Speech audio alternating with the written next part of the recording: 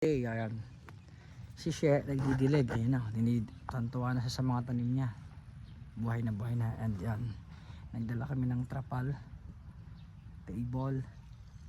At saka yung ulam. Dito kami magla-lunch. So ito yung update sa hinuhukay naming deposito ng CR.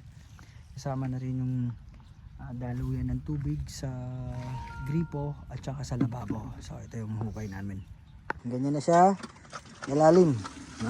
So lagpas tuhod ko na. Ayan. Kahit lumagpas lang sa ulo ko, okay na yung hukay.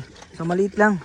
Ay ang problema, nasira yung ano ko. Ayan nag-crack. So mano-mano pinang ko ng pala tsaka itong asarol. Ayan, busy si bossing. Pakita ko kung gaano nakalalim yung nahukay namin. Tapusin ko lang to.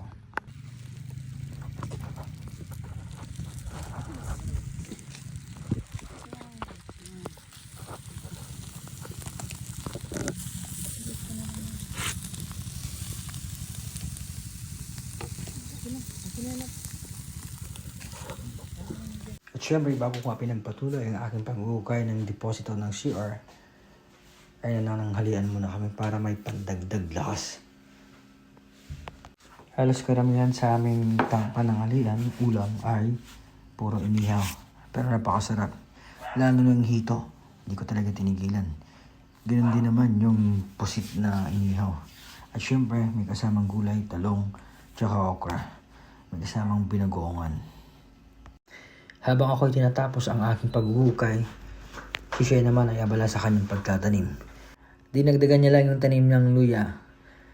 Pumunta siya ng palengke kanina at naghanap kami ng mabibilhan ng luya. So ayun, nakahanap siya. Halagang 100 pesos na luya pantanim ang kanyang binili. So ayan ang resulta.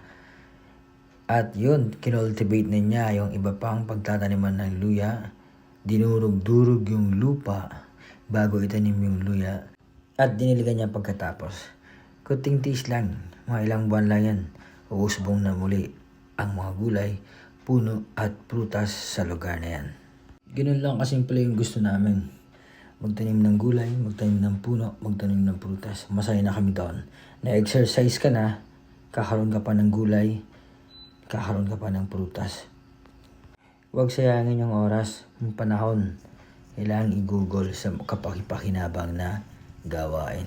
Nang sa ganun ay balang araw, ikaw din naman ang magtatamasan yan. At yun nga, itinuloy ko ang aking paghuhukay. Hukay dito, pala doon. Pahinga, konting inom ng tubig, then trabaho ulit. Buti nga nakasama si Haring Araw.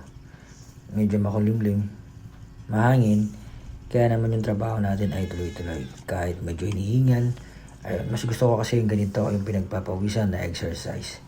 Para nang sa ganun ay kapag malalaki na yung mga puno, gulay, at may mga prutas ka nang mapipitas, napakasarap sa feeling na naandyan na yung gulay sa tabi mo. Pipitasin mo na lang, naandyan yung prutas na mga gusto mong kainin. Tinapos natin pala ni She na magdilig. Iniubos niya lahat ng mga tanim, hindi niya pinayagang hindi madiligan. I'm standing on the highest ledge, right on the world's most windy edge, and making a brand new pledge to never live my life in fear, to make my purpose crystal clear. The reason that I'm standing here, my heart is beating like a drum for all the things that are to come. I take a breath and make the leap, a promise I will always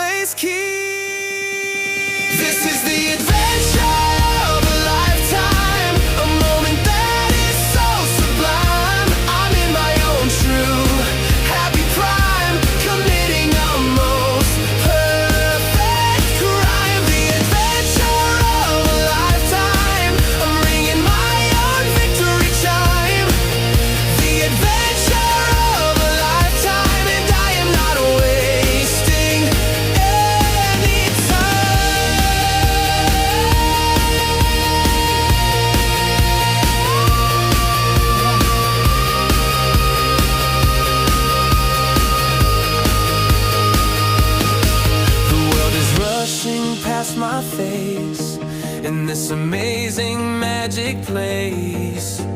I'm running in a different race. Not one of slow and steady pace, but one of style and one of grace.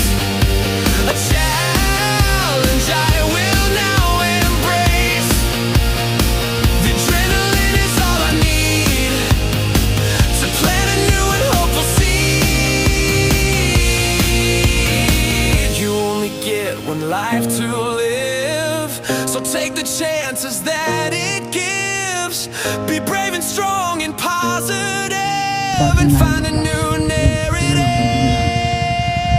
Mission accomplished. So This next is the Sunday, adventure of a lifetime, a moment that is so sublime. I'm in my own true happy prime, committing a moment. okay.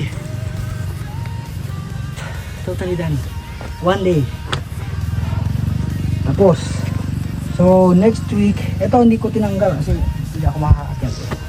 Next week lalagay na ng hollow blocks sa bakal. Gagawin namin yan ni She at ni Kuya Jong at si Kuya Junior. So abangan nyo. Yes, mission accomplished.